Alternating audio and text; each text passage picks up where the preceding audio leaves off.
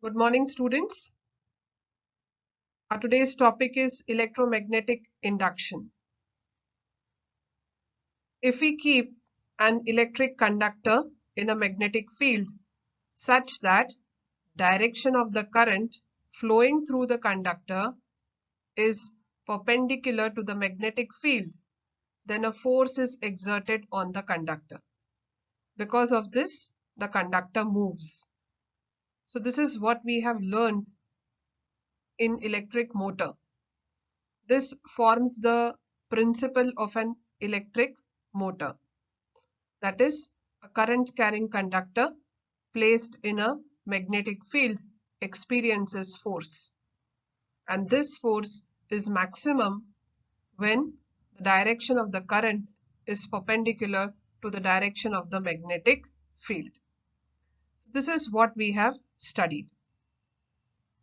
But if an electric conductor is moving in a magnetic field, or the magnetic field around a stationary conductor is changing, what will happen? So here is a question that has been given, that is, if the electric conductor, we can consider it to be a wire, is moving in a magnetic field, means this wire is constantly kept in motion in a magnetic field, or the magnetic field around a stationary conductor is changing, or vice versa. It can happen that the conductor may be stationary and the magnetic field around the stationary conductor is changing. We have studied about the magnetic field, how it is developed, and it is referred to as the magnetic lines of force or magnetic field lines. In order to find out an answer to this question, research was done by great scientist Michael Faraday in the year 1831. Faraday showed that an electric current can be produced in a conductor with the help of moving magnet. So he carried out this particular experiment that we talked about just now, and he found that a current was generated or induced into the conductor. So this was what was proved by Michael Faraday in the year 1831. Faraday's law of electromagnetic induction. Whenever the number of magnetic lines of force passing through the coil changes, current is induced in the coil. So this is what he found out after performing certain set of experiments. That is, if the number of magnetic lines of force passing through the coil change, then a current is induced in the coil.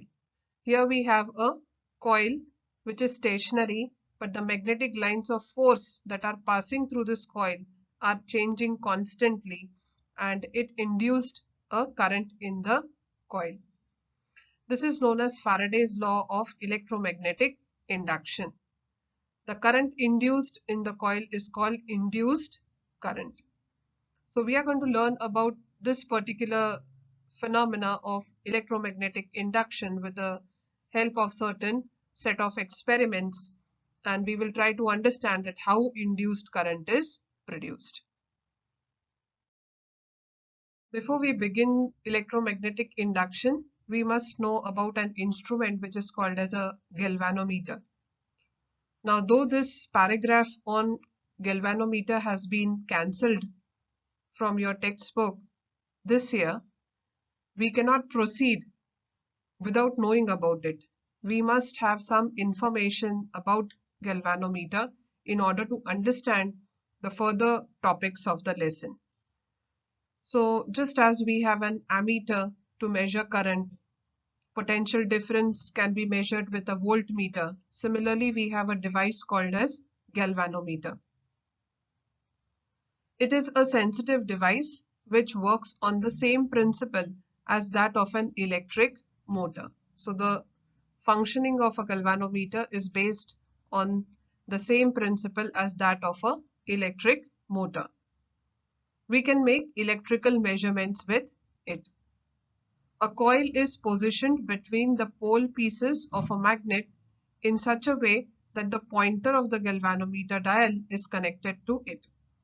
Since we have just now read that the galvanometer works on the same principle as that of a electric motor, so from within the construction, if we see, we find that it also comprises of a coil, that is a rectangular coil as we had in an electric motor, and the coil was placed between two strong magnets. So the same way here also there is a coil and it is placed between the pole pieces of the magnet, and it is having a pointer to it, and this pointer is connected to the coil. So here you have a diagram for a galvanometer. Here this is the pointer, and right now in the center you have a reading that is 0.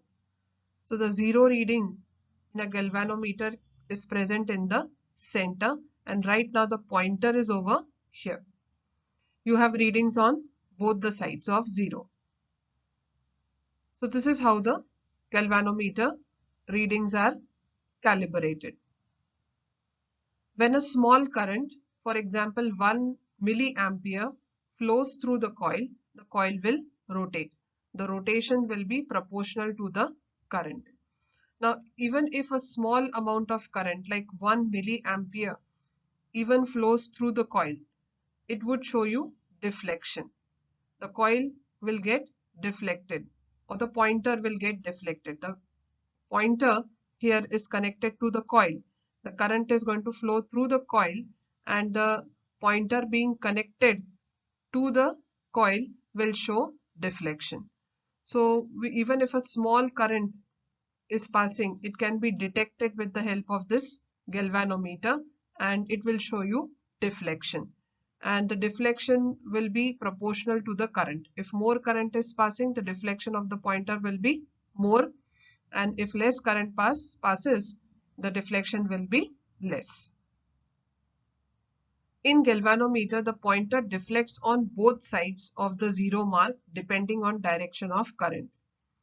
So here, as we said that the pointer is in the center, the 0 mark is here, and depending upon the direction of the current, the pointer will get deflected.